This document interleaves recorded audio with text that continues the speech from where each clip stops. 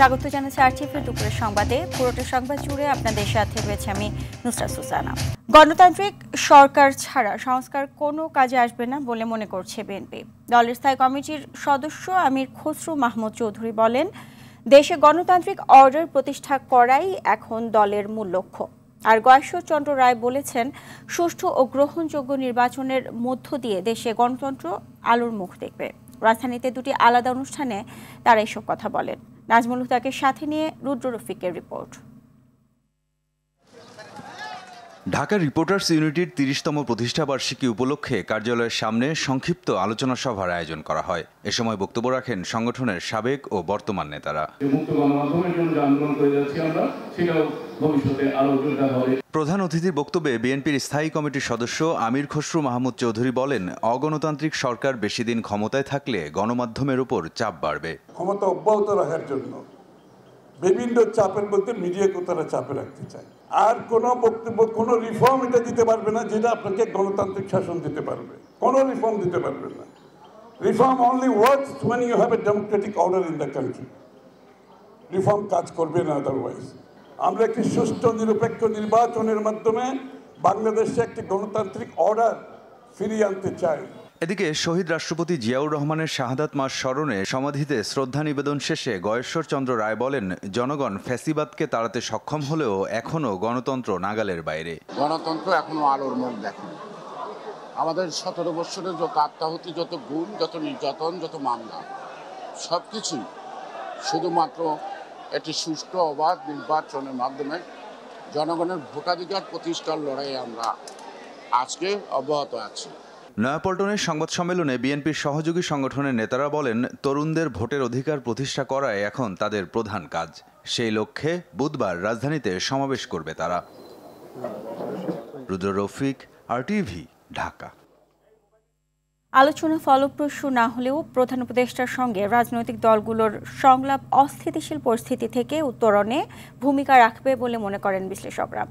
রাজনীতি ও নির্বাচন বিশ্লেষক ডক্টর আব্দুল আলিম এবং অবসরপ্রাপ্ত মেজর জামান মনে করেন, বিএনপি চেয়ারপারসন বেগম খালেদা জিয়া এগিয়ে এলে ইতিবাচক পরিবর্তন সম্ভব। খান আলমিনের রিপোর্টে বিস্তারিত। সরকারের পদত্যাগের আলোচনায় উদ্বেগ, উৎকণ্ঠা এবং গুঞ্জনের মধ্যে প্রধান উপদেষ্টা ডক্টর মোহাম্মদ ইউনূসের সঙ্গে বৈঠক করেছে 3 রাজনৈতিক দল, বিএনপি, জামাত ও এনসিপি। অস্থিরতা নিরসনের লক্ষ্য থাকলেও শেষ পর্যন্ত 3 দলই রয়েছে আগের অবস্থানে। এরপরও চলমান অস্থিতিশীল পরিস্থিতি থেকে উত্তরণে এই বৈঠক গুরুত্বপূর্ণ ভূমিকা পালন করবে বলে মনে করেন বিশেষজ্ঞরা। বসা তো সবসময় পজিটিভ ব্যাপার, প্রয়োজন বোধে আবার বসতে হবে, তারপরে আবার বসতে হবে। এই বসে বসেই এক ধরনের কনসেনসাসে আসতে হবে যে আমরা কখন নির্বাচনটা চাই। সরকারের পক্ষ থেকে খুব ক্লিয়ার মেসেজ দরকার। যদি ইলেকশনটা ডিসেম্বরে হয়, ডিসেম্বরের জন্য রোডম্যাপ, যদি জানুয়ারিতে হয়, জানুয়ারির জন্য রোডম্যাপ। এই কাজটা আমরা পরিষ্কার করে বললে কিন্তু পলিটিক্যাল পার্টিগুলোর মধ্যে এক ধরনের ট্রাস্ট আসে। সেনা প্রধানের বক্তৃতার পর যে পরিস্থিতি যেভাবে মনে হচ্ছিল একটা অস্থিতিশীল অবস্থা, আমার মনে হয় যে আজকে এই সময়ে এসে পরিস্থিতি অনেকটাই শান্ত, স্থিতিশীল হয়েছে, শান্ত হয়েছে। গণতন্ত্রের জন্য দীর্ঘ লড়াই সংগ্রাম করে দেশের মানুষের কাছে একটি বিশেষ স্থান অর্জন করেছেন বিএনপি চেয়ারপারসন বেগম খালেদা জিয়া। চলমান সংকট নিরসন কিংবা হ্রাসে তিনি ভূমিকা রাখতে পারেন বলে মনে করেন তারা। উনি অনেক গ্রহণযোগ্য একজন নেতা, অনেক গ্রহণযোগ্য, সবার কাছে উনি সম্মানিত। উনি যদি একটা আহ্বান জানান দেশের মানুষকে, বিএনপিকে, তার দলের নেতাকর্মীকে, সবাইকে যারা এটার অংশীজন, তাদের সবাইকে যদি একটা আহ্বান জানান, তাহলেও বোধহয় পরিস্থিতিটা একটু শান্ত হতে পারে। বেগম জিয়া তো অনেক প্রাজ্ঞ মানুষ, উনি রাজনীতির অনেক কাঠখড় পোড়ানো মানুষ, সুতরাং ওনার একটা ভূমিকা থাকতে পারে, তবে সেটা দলের মধ্যে সমঝোতার প্রেক্ষিতে হয়। দাবি ভিন্ন হলেও সংলাপের মাধ্যমে 3 দল এক পথে মিলিত হবে এবং সে অনুযায়ী সবকিছু রোডম্যাপ হবে বলে মনে করেন তারা। অন্যথায় বিপদের শঙ্কা তাদের। 3 পক্ষই ঠিক কথা বলেছেন, তারা তাদের দাবি উপস্থাপন করেছেন এবং এক পর্যায়ে এসে এই 3 জনের দাবিটাই সমন্বিত করে হয়তো একটা আমরা পথ নকশা পাবো। আলটিমেটলি একটা সমাধানে আসতেই হবে, এটা কোনো বিকল্প নাই। যদি এই বিকল্প না থাকে আমরা যদি কনসেনসাস আসতে না পারি তাহলে যেটা হবে যে আমাদের কোনো পরিবর্তন হবে না, আমরা যে অন্ধকারে ছিলাম সেই অন্ধকারেই থেকে যাব। সংকট নিরসনে বড় দল হিসেবে বিএনপিকে সরকারের সহযোগীর ভূমিকায় থাকতে হবে এমন মত উঠে আসে তাদের কথায়। খান আলামিন, RTV, ঢাকা। সরকারি চাকরি আইন 2018 সংশোধন করে সরকারি চাকরি অধ্যাদেশ 2025-এর জারির প্রতিবাদে তৃতীয় দিনের মতো সচিবালয়ে বিক্ষোভ করছে কর্মকর্তা কর্মচারীরা। সকালে কর্মবিরতি দিয়ে সচিবালয় কর্মকর্তা কর্মচারী সংযুক্ত পরিষদের ব্যানারে সচিবালয়ে বিক্ষোভ শুরু করে। এ সময় তারা বলেন, আলোচনা ছাড়াই তড়িঘড়ি করে আইন পাশ করেছে। যতক্ষণ পর্যন্ত আইন প্রত্যাহার না করা হয় ততক্ষণ আন্দোলন চালিয়ে যাওয়ার ঘোষণা দিয়েছে কর্মচারীরা। এদিকে আন্দোলনের ফলে ব্যাহত হচ্ছে সচিবালয়ের স্বাভাবিক কার্যক্রম। সেখানে উনি কমিটমেন্ট করেছিলেন আমাদের সাথে আলোচনা করে চূড়ান্ত না হওয়া পর্যন্ত গেজেট নোটিফিকেশন করবেন না। বা দুর্ভাগ্যজনক উনি কালকে সারাদিন আইন মন্ত্রণালয়ে বসে থেকে এই গেজেট নোটিফিকেশন করে রাতের বেলায় আমাদেরকে পাঠিয়ে দিয়েছে। এই উনি দ্বিচারিত করেছেন, উনি আমাদের সাথে মিথ্যা কথা বলেছেন। যারা এই আইনের সাথে জড়িত, কমিটির সাথে জড়িত, নীতি নির্ধারণী মহল, তাদের সাথে আমরা দফায় দফায় বৈঠক করেছি, তাদের সাথে নেগোসিয়েট করেছি। তারা আমাদের বিষয়টি উপলব্ধি করেছেন এবং এই নিবন্ধনমূলক আইন যাতে প্রবর্তিত না হয় আমাদেরকে আশ্বস্ত করেছেন। আশা করছি আজকের দিনের মধ্যে এটা প্রত্যাহার হবে। দর্শক, এই মুহূর্তে সচিবালয় থেকে আমাদের সাথে যোগ দিচ্ছে সহকর্মী বিল্লাল হোসেন। বিল্লাল, সচিবালয়ে যেসব কর্মচারীরা বিক্ষোভ করছে তাদের মূল দাবি এখন কি, আর এই বিক্ষোভের ফলে সচিবালয়ে কি ধরনের প্রভাব পড়ছে সেটা আমাদেরকে বিস্তারিত জানাবেন। সেজন্য আপনাকে আসলে জানিয়ে রাখি যে তারা যে কারণটাতে মূলত বিষয়টা আপনারা জানেন যে গত যে সরকারি যে আইন 2025 যে সংশোধন করে যে 18 সালের যে আইনটি সেটি খসড়া সংশোধন করেছে সরকার। এর ফলে পরবর্তীতে কিন্তু আজকে তৃতীয় দিন ধরে কিন্তু সরকারি কর্মকর্তারা কিন্তু বিক্ষোভ করে আছে, বিশেষ করে সচিবালয় যে সকল কর্মচারী তারা। আপনার থেকে বলে রাখি যে আইনটি সংশোধন করার ফলে কিন্তু শুধু কর্মচারী না, সকল সরকারি কর্মকর্তাদের ক্ষেত্রেই কিন্তু এই আইনটি প্রযোজ্য হবে। যেখানে আসলে বলা আছে যে কোনো প্রকার যদি কেউ যদি ছুটি নিয়ে যদি অনুপস্থিত থাকে, পাশাপাশি কোনো বিশৃঙ্খলা পরিপন্থী, তখন তাদের বিরুদ্ধে একটি নোটিশ দিয়ে কিন্তু ব্যবস্থা নিতে পারবে। আর এই আইনটিকে আসলে কালো আঁকা দিচ্ছে। তাদের যেটি দাবি, তারা যেটি বলছেন যে এতে করে আত্মপক্ষের যে একটি সমর্থনের সুযোগ সেটি থাকছে না। আপনাদেরকে বলে রাখি সকাল থেকে কিন্তু সচিবালয়ের যে কিছু অংশ কর্মকর্তা কর্মচারী তারা হচ্ছে যে সচিবালয়ের যে কর্মচারী যে পরিষদের যে ব্যানারে কিন্তু তারা কিন্তু বিক্ষোভ করে। বিক্ষোভ প্রচারে কিন্তু বেলা 12টা থেকে বিক্ষোভ শুরু করে। পরবর্তী তারা সচিবালয়ের যে প্রধান যে ফটক সেটি কিন্তু আটকে দেয়। আটকে দেওয়ার পরে কিন্তু জনপ্রশাসন মন্ত্রণালয় কিন্তু তারা অনেক সময় ঘেরাও করে। এরপরে কিন্তু তারা বিক্ষোভ এখান থেকে একটি কর্মসূচি তারা প্রথমে দিয়েছিল যে আজকে বিকাল 4টার মধ্যে যদি আইনটি প্রত্যাহার করা না হয় তাহলে তারা 3 দিনের ছুটি নিয়ে আসলে অনশনে যাবেন। আপনাদেরকে আরেকটি তথ্য দিয়ে রাখি, এখানে কিন্তু বলা যায় যে একটি অংশ এই আন্দোলনটি করছে, পাশাপাশি কিন্তু যেহেতু এই আইনটি সব কর্মকর্তাদের জন্য প্রযোজ্য হবে, সবাই কিন্তু এই আন্দোলনে কিন্তু নামছে না। কর্মচারী পরিষদের যে একটি অংশ তারাই কিন্তু এই আন্দোলনটি করছে। পরবর্তীতে কিন্তু বেলা 1টা নাগাদ তারা প্রাথমিকভাবে বিক্ষোভ স্থগিত করে। সে বলছে যে আইন মন্ত্রণালয় যে আইন উপদেষ্টার সাথে কিন্তু তারা দুপুর 2:30টা নাগাদ একটি বৈঠকের আসলে কথা রয়েছে। তার ওনার সাথে বৈঠক করেই কিন্তু পরবর্তী তাদের যে কার্যক্রম সেটি বলা রাখবে। আর স্বাভাবিক সচিবালয়ের যে স্বাভাবিক কার্যক্রম বলা যায় যে এখানে যে 1/3 কিন্তু এখানে অংশগ্রহণ না করে স্বাভাবিক কার্যক্রম তেমনটাই প্রভাব পড়েনি বলা যায়। কারণ এখানে যারা আন্দোলন করছে সর্বোচ্চ 200 থেকে 300 কর্মচারী আন্দোলন করেছে। বেশিরভাগ দপ্তরে কিন্তু স্বাভাবিক যে কার্যক্রম সেটি কিন্তু অব্যাহত আছে। তো এই ছিল সচিবালয় থেকে আমার কাছে সর্বশেষ।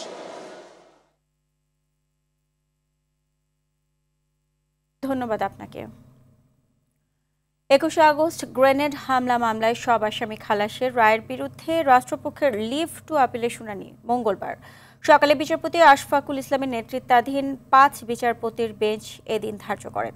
এর আগে গত 1 ডিসেম্বর 21 আগস্টের ঘটনায় হত্যা ও বিস্ফোরক দ্রব্য আইনের মামলায় বিএনপির ভারপ্রাপ্ত চেয়ারম্যান তারেক রহমান সহ সব আসামিকে খালাস দিয়ে রায় দেন হাইকোর্ট। পরে খালাসের বিরুদ্ধে আপিল করেন রাষ্ট্রপক্ষ। আসামি পক্ষের আইনজীবীদের প্রত্যাশা আপিল বিভাগেও হাইকোর্টের আদেশই বহাল থাকবে। 2004 সালের 21 আগস্ট বঙ্গবন্ধু এভিনিউয়ে সাবেক প্রধানমন্ত্রী শেখ হাসিনার সমাবেশে গ্রেনেড হামলার ঘটনায় আওয়ামী লীগের 24 নেতাকর্মী নিহত হন। নারী সংস্কার কমিশনের সুপারিশগুলো প্রস্তাবনার পর্যায়ে থাকায় এ সংক্রান্ত রিট খারিজ করে দিয়েছেন হাইকোর্ট। তবে এসব সুপারিশ সরকার বাস্তবায়ন করলে তখন সংক্ষুব্ধ রিটকারী আবারও রিট দায়ের করতে পারবেন বলে আদেশ দিয়েছেন আদালত। কয়েকটি পর্যবেক্ষণ দিয়ে বিচারপতি ফাতেমা নজিব ও বিচারপতি শিকদার মাহমুদুর রাজীব হাইকোর্ট বেঞ্চ এ আদেশ দেন। গত 4 মে সুপ্রিম কোর্টের আইনজীবী রওশন আলীর দায়ের করা রিটে কমিশনের কয়েকটি ধারার সুপারিশগুলো কেন বেআইনিভাবে প্রণীত এবং আইনগত কার্যকারিতা বহির্ভূত ঘোষণা করা হবে না তা জানতে চাওয়া হয়। বিবাদী করা হয় সংশ্লিষ্ট 3টি মন্ত্রণালয় ও নারী সংস্কার কমিশনের চেয়ারম্যানকে। আমাদের যে কাঙ্ক্ষিত যে প্রতিকার আমরা চেয়েছি সেটার যদি কাঙ্ক্ষিত উত্তর বা সেটার যদি কাঙ্ক্ষিত কোনো নির্দেশনা, দিক নির্দেশনা, অবজারভেশন আমাদের আদেশে চলে আসে, তাহলে কিন্তু আর আমাদের অ্যাপিলেট ডিভিশনে যাওয়ারও প্রয়োজন হবে না।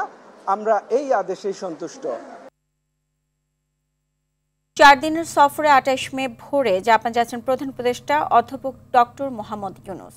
এই সফরে নিক্কেই ফোরামের ফিউচার অব এশিয়া সম্মেলনে যোগ দেওয়ার পাশাপাশি জাপানের প্রধানমন্ত্রী শিগেরু ইশিবার সঙ্গে 30 মে দ্বিপক্ষীয় বৈঠক করবেন তিনি। প্রধান উপদেষ্টার টোকিও সফরে জাপানের কাছ থেকে বাজেট সহায়তা চাইতে পারে ঢাকা। প্রধান উপদেষ্টার এই সফরে 7টি সমঝোতা স্মারক সই হতে পারে। টোকিওতে 2 দেশের শীর্ষ বৈঠকে বাণিজ্য, বিনিয়োগ, রোহিঙ্গা ইস্যু, নিরাপত্তা সহযোগিতা সহ বিভিন্ন বিষয়ে আলোচনার কথা রয়েছে। নতুন করে রোহিঙ্গার অনুপ্রবেশে কক্সবাজার অঞ্চলটি এক আগ্নেয়গিরিতে পরিণত হচ্ছে বলে মনে করছেন কূটনৈতিক বিশ্লেষকরা। তারা বলছেন এক সংকটময় অবস্থায় পড়তে যাচ্ছে দেশ। স্থানীয় বাসিন্দা ও রোহিঙ্গাদের মধ্যে মতানৈক্যের ফলে জাতীয় নিরাপত্তা ও ভৌগোলিক অখণ্ডতা হুমকির সম্মুখীন হয়ে পড়বে বলেও জানান তারা। রোহিঙ্গা ও আরাকান আর্মির সংকট নিয়ে বিপুল দেবরায়ের ধারাবাহিক প্রতিবেদনের আজ দেখুন প্রথম পর্ব।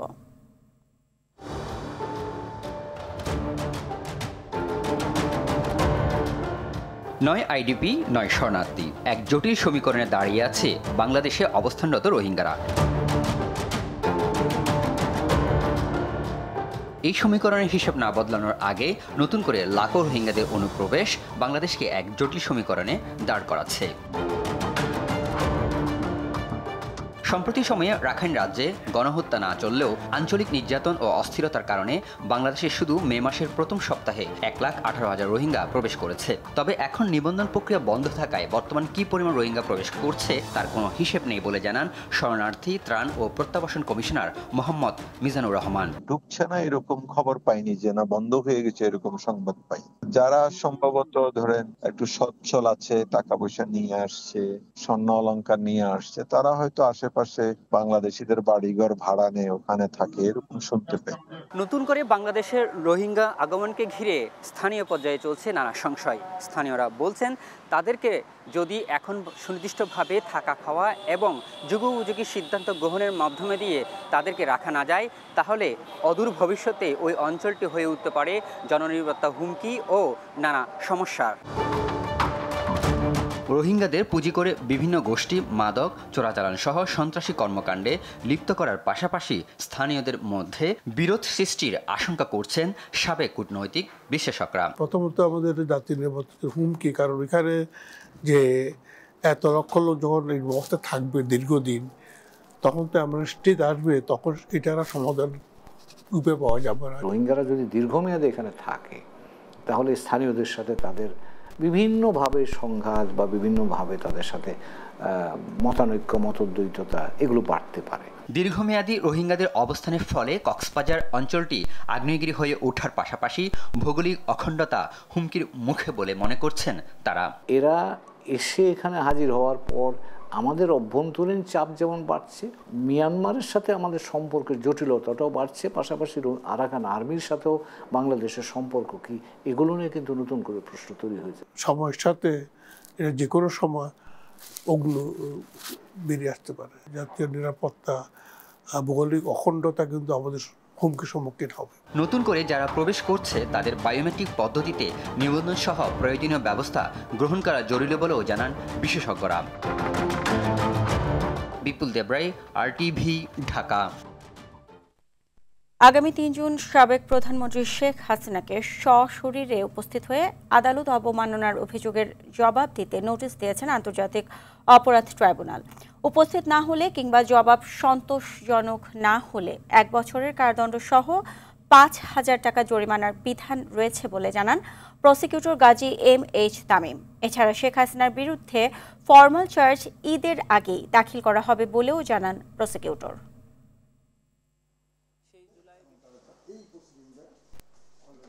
যে আদালত অবমাননার যে অভিযোগ ট্রাইব্যুনালে দাখিল হয়েছিল সেই মর্মে ট্রাইব্যুনাল পক্ষ থেকে 2 জন অভিযুক্ত শেখ হাসিনা এবং শাকিল আকন্দ বুলবুল তাদের বিরুদ্ধে যে নোটিশ জারি হয়েছে তারা যদি নির্ধারিত তারিখে ট্রাইব্যুনালে হাজির না হয় বা কোনো বক্তব্য প্রদান না করে অথবা তাদের প্রদেয় বক্তব্য ট্রাইব্যুনালের কাছে স্যাটিসফ্যাক্টরি না হয় তবে ট্রাইব্যুনালের আইনের 11-4 ধারা মোতাবেক তাদেরকে 1 বছরের সাজা এবং 5,000 টাকা জরিমানা প্রদানের বিধান এই আইনে আছে।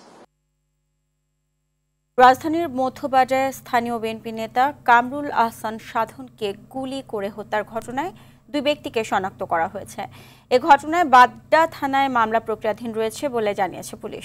বাড্ডা থানার ভারপ্রাপ্ত কর্মকর্তা সাইফুল ইসলাম জানান, গতকাল রাতে গুদারাঘাট 4 নম্বর রোডে 2 জন ব্যক্তি বিএনপি নেতা কামরুলকে এলো পাতারি গুলি করে পালিয়ে যায়। তাদের চিহ্নিত করা হয়েছে। ঘাতকদের গ্রেপ্তারে অভিযান চলছে বলে জানান তিনি। কামরুল আহসানের মরদেহ ময়নাতদন্ত করতে শহীদ সোহরাওয়ার্দী মেডিকেল কলেজ হাসপাতালের মর্গে রাখা হয়েছে।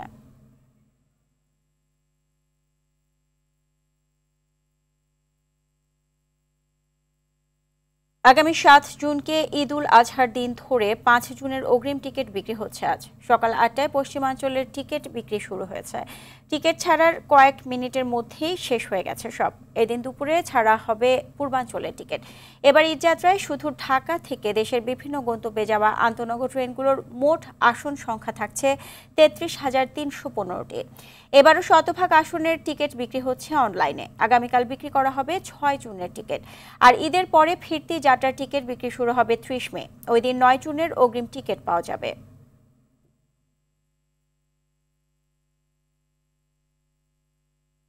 ঈদে যাত্রী চাপ মোকাবেলায় নীলফামারীর সৈয়দপুর রেলওয়ে কারখানায় চলছে 100টি পুরাতন কোচ মেরামতের কাজ। কর্মব্যস্ত সময় পার করছে মেকানিক ও শ্রমিকরা। লোকবল সংকট থাকলেও নির্ধারিত সময়ে কোচগুলো প্রস্তুত হবে বলে জানিয়েছে কর্তৃপক্ষ। নীলফামারীর সৈয়দপুর সংবাদদাতার সহায়তায় জানাচ্ছেন আব্দুল হামিদ। ঈদে ঘরমুখো মানুষের স্বপ্ন পূরণ করতে প্রস্তুত হচ্ছে পুরাতন রেলের বগি। শেষ মুহূর্তে চলছে সাজসজ্জা আর যান্ত্রিক ত্রুটি মেরামতের কাজ। লক্করঝক্কর কোচগুলোকে যাত্রী সেবার জন্য প্রস্তুত করতে দিনরাত এক করে কাজ চলছে সৈয়দপুর রেলওয়ে কারখানায়। জনবল সংকট থাকলেও রেলপথে ঈদযাত্রা নিরাপদ ও স্বস্তিদায়ক করতে অতিরিক্ত কাজ করছে কর্মচারীরা। জনগণের উৎকৃষ্ট মানের সেবা প্রদানের লক্ষ্যে আমরা ঊর্ধ্বতন কর্তৃপক্ষ থেকে শুরু করে আমরা মাঠ পর্যায়ে যারা আছি তারা নিরলস পরিশ্রম করে যাচ্ছি। শ্রমিকরা নিরলসভাবে শ্রমিক সংকটের মাঝেও আমরা অত্যন্ত পরিশ্রম দিয়ে কাজ করতেছি। আমাদের একটু বাড়তি চাপ সামাল দেওয়ার জন্য আমরা আগে থেকেই প্রস্তুতি নিয়ে এবং বাড়তি কাজ করে রেলকে আগামী দিনে উন্নত সেবায় পৌঁছে দিতে পারি। যাত্রা নির্বিঘ্ন করতে সৈয়দপুর রেলওয়ে কারখানার এই প্রস্তুতি স্বস্তির বার্তা দিচ্ছে বলে মত বিভাগীয় তত্ত্বাবধায়ক শাহ সুফি মোহাম্মদ নূরের। জনবল চাহিদা মোতাবেক বা মজুরি মোতাবেক পেলে আমরা নিশ্চয়ই ডিভিশনকে আরও বেশি সাপোর্ট দিতে পারবো এবং আপনারা এখন যে কোচের বিভিন্ন সমস্যা পান প্রতিমধ্যে বা রাস্তায়, এটা জনবল স্বল্পতার একটা ফসল বলা যায়। ইতিমধ্যে বেশিরভাগ কোচ মেরামত শেষ করে রেলের ট্রাফিক বিভাগে হস্তান্তর করা হয়েছে। ঈদের চাপ বাড়ার আগে বাকি কোচগুলো প্রস্তুত হবে। আব্দুল হামিদ, RTV। রংপুরে এবার সফলতার সঙ্গে গড়ে উঠেছে মরুভূমির প্রাণী দুম্বার খামার। শৌখিন খামারি জাহিদ হোসেন খামারটি গড়ে তোলেন। কুরবানির ঈদকে সামনে রেখে দুম্বাগুলো বিক্রি করতে পরিচর্যার ব্যস্ত সময় পার করছেন তিনি। রংপুর থেকে জাহাঙ্গীর আলম বাদলের পাঠানো প্রতিবেদন জানাচ্ছেন সৈয়দা সামিয়া তামান্না। 2018 সালে ভারতের রাজস্থান থেকে 3 জোড়া দুম্বা এনে খামার গড়ে তোলেন রংপুরের পীরগঞ্জ উপজেলার শৌখিন খামারি জাহিদ হোসেন। বর্তমানে তার খামারে দুম্বার সংখ্যা 30টি। শান্ত স্বভাবের এই প্রাণীগুলো খামারিদের নিয়মিত পরিচর্যায় বেড়ে উঠছে সুস্থভাবে। গরু ছাগলের মতোই দেশি আবহাওয়ায় খড় ঘাস গম ভুট্টা সহ স্বাভাবিক খাবার দেয়া হয় তাদের। প্রাণীটা অনেক ভদ্র নম্রভদ্র, যেহেতু এটা মরুভূমির প্রাণী অনেক সুন্দর আর কি, এরা দলবদ্ধভাবে থাকতে খুব পছন্দ করে। সকালবেলা ঘাস দিই, তারপরে দিই খড় কাটা, তারপর আবার সেই বিকালবেলা সন্ধ্যার আগে আগে দিই ঘাস কাটা দিই। দুম্বা খামার লাগাইছে, এটা লাভবান, গরু ছাগলের চেয়ে অনেক ভালো। গরু ছাগলের থেকে তো এটা ভালো আছে, খরচ কম, দামও বেশি। ঈদকে সামনে রেখে এবার বেশ কিছু দুম্বা প্রস্তুত করা হয়েছে বিক্রির জন্য। যে আমাদের দেশে গরু মাংস, ছাগল মাংস অ্যাভেলেবেল পাওয়া যায়, এটা আমরা হাটে বাজার সব জায়গায় পাই, কিন্তু দুম্বার মাংস আমরা চাইলেও ক্রয় করতে পারি না। এটার জন্য সাধারণ মানুষের ক্রয় ক্ষমতার মধ্যে আসে এবং প্রত্যেকটি প্রত্যন্ত অঞ্চলের জন্য আমরা দুম্বার মাংস ক্রয় করতে পারি। এর বিশেষ উদ্দেশ্য নিয়ে আমার অগ্রসর হওয়া। সরকারি সহযোগিতা আমি কাম্য করি, শুধু আমি না, আমার মতো যারা ছোট ছোট উদ্যোক্তা আছেন সবাই যদি সরকারের সহযোগিতা পায়, ভালো লোন সাপোর্ট পায়, সেক্ষেত্রে আমরা খুব দ্রুত গতিতে ইনশাল্লাহ এই দুম্বা চাষটাকে এগিয়ে নিতে পারবো। দুম্বা লালন পালন করে অনেকে লাভবান হচ্ছেন উল্লেখ করে আগামীতে খামারের সংখ্যা আরও বাড়বে বলে আশা জেলা প্রাণী সম্পদ কর্মকর্তার। আমাদের রংপুর জেলাতে অনেকগুলো খামার গড়ে উঠছে। আমি আশা করব দুম্বাকে দুম্বা হিসেবে যদি চাষ করি তাহলে অন্যান্য গবাদি পশুর চাইতেও এটা বর্তমানে লাভজনক একটা আমি ব্যবসা মনে করব। দেশে মাংসের চাহিদা থাকলেও দুম্বার উৎপাদন কম। সরকারি পৃষ্ঠপোষকতা পেলে দেশের চাহিদা মিটিয়ে বিদেশেও রপ্তানি সম্ভব বলে মনে করছেন খামার সংশ্লিষ্টরা। সৈয়দা সামিয়া তামান্না, RTV। ঈদুল আজহা উপলক্ষে ব্রাহ্মণবাড়িয়ার আখাউড়া স্থলবন্দর দিয়ে ভারত থেকে জিরা আমদানি করা হয়েছে। রোববার দুপুর থেকে সন্ধ্যা পর্যন্ত ভারতীয় 4টি ট্রাকে 1267টি বস্তা জিরা আখাউড়া স্থলবন্দরে এসে পৌঁছায়। বিষয়টি নিশ্চিত করে আখাউড়া কাস্টমসের রাজস্ব কর্মকর্তা মোহাম্মদ জাহাঙ্গীর আলম জানান, ঢাকার পড়শি ইমপেক্স ও সততা ট্রেডিংয়ের মেসার্স আদনান ট্রেড ইন্টারন্যাশনাল নামে 3টি আমদানিকারক প্রতিষ্ঠান জিরা আমদানি করেছে। আখাউড়া স্থলবন্দরের সহকারী পরিচালক মাহমুদুল হাসান জানান, ঈদকে সামনে রেখে আরও জিরা আমদানির সম্ভাবনা রয়েছে। কারখানায় গ্যাস না দেওয়ায় মালিকরা নানাভাবে ক্ষতিগ্রস্ত হচ্ছেন বলে অভিযোগ করেছেন বাংলাদেশ চেম্বারের সভাপতি আনোয়ারুল আলম চৌধুরী। রাজধানীর গুলশান ক্লাব মিলনায়তনে আয়োজিত সংবাদ সম্মেলনে এই মন্তব্য করেন তিনি। একের পর এক কারখানা বন্ধ হয়ে যাচ্ছে মন্তব্য করে বিটিএমএ সভাপতি শওকত আজিজ রাসেল অন্তর্বর্তীকালীন সরকারের কড়া সমালোচনা করেন। আলোচনায় এফবিসিসিআই, বিটিএমএ, বিজিএমইএ সহ বিভিন্ন ব্যবসায়ী প্রতিনিধিরা অংশ নেন। জ্বালানি সংকট না কমলে দেশে চরম অভাব দেখা দেবে বলেও আশঙ্কা করেন তারা।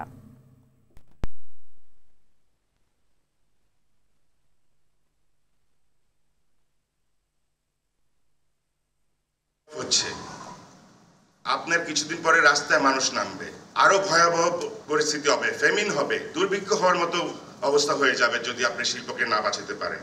বাইডা বড় বড় গল্প শুনি, বাইডা নাকি বিদেশি ইনভেস্টর নিয়ে আসবে। আরে ওগুলা তো সব G2G, আপনার গভর্নমেন্ট টু গভর্নমেন্ট জিনিসপত্র নিয়ে আলোচনা হচ্ছে। কই একটা শিল্পপতিকে নিয়ে আসেন না আমাদের সাথে একটু পার্টনারশিপে ব্যবসা করুক। গত 8 মাসে তো আটটা কেন একটাও তো আসেনি আমার জানার মধ্যে। সরকার যদি কমিটমেন্ট করে আর সে কমিটমেন্ট যদি সরকার ফেল করে, why should the industry will be the blame? আমার ফ্যাক্টরি ছেলে মেয়েকে বেতন কিন্তু আমাকে অবশ্যই দিতে হবে, সেটার জন্য I have to be responsible, but those কেন আমাকে বিলগুলি দিতে হবে? সরকারের কমিটমেন্ট থাকবে, কমিটমেন্ট ফেল করবে আর সেটার জন্য আমরা আগ বাড়ায়া ইন্ডাস্ট্রি করে আমরা সাফারার হব, আমরা জেলে যাব। খেলার খবর ফুটবল। এশিয়া কাপ বাছাইয়ের প্রস্তুতি নিতে আজ জর্ডানের পথে উঠল বাংলাদেশ নারী ফুটবল দল। সকালে হযরত শাহজালাল বিমানবন্দর থেকে জর্ডানের বিমান ধরেন পিটার বাটলারের শিশুরা। সেখানে পৌঁছে স্বাগতিক জর্ডান ও ইন্দোনেশিয়ার সাথে ত্রিদেশীয় টুর্নামেন্ট খেলবে বাংলাদেশ। আগামী 28 মে শুরু হবে টুর্নামেন্টটি, শেষ হবে জুনের 3 তারিখে। বাংলাদেশ 2টি ম্যাচের প্রথমটি খেলবে 31 মে ইন্দোনেশিয়ার বিপক্ষে, আর দ্বিতীয় ম্যাচটি হবে টুর্নামেন্টের শেষ দিন স্বাগতিক জর্ডানের বিপক্ষে। প্রতিপক্ষ দল দুটি শক্তিতে অনেক এগিয়ে থাকলেও জয়ের ব্যাপারে আত্মবিশ্বাসী বাংলাদেশ। রাত 10টা থেকে বাংলাদেশ সিঙ্গাপুর ম্যাচের টিকিট আবারও ছাড়া হবে বলে জানিয়েছেন বাফুফের সভাপতি তাবিথ আওয়াল। পল্টনে মিডিয়া হাউসগুলো নিয়ে বাংলাদেশ স্পোর্টস জার্নালিস্টস অ্যাসোসিয়েশনের ফুটবল টুর্নামেন্ট উদ্বোধন করতে এসে এ তথ্য জানান তিনি। মানুষের ফুটবল উন্মাদনার কথা চিন্তা করে দেশের 8 বিভাগীয় শহরে ফ্যান জোন তৈরি করবে বলেও এ সময় জানান বাফুফের সভাপতি। টিকিট কালোবাজারি ঠেকাতে বাফুফে কঠোর নজরদারি রাখবে বলেও জানান তাবিথ।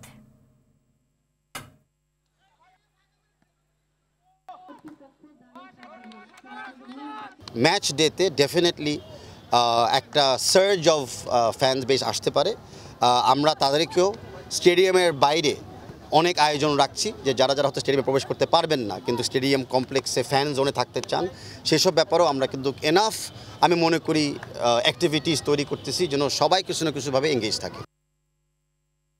দুপুরের সংবাদে পর্যন্তই। জেলা সংবাদ বিকেল 4:45টায় দেখার আমন্ত্রণ রইল। এতক্ষণ সাথে থাকার জন্য ধন্যবাদ সবাইকে।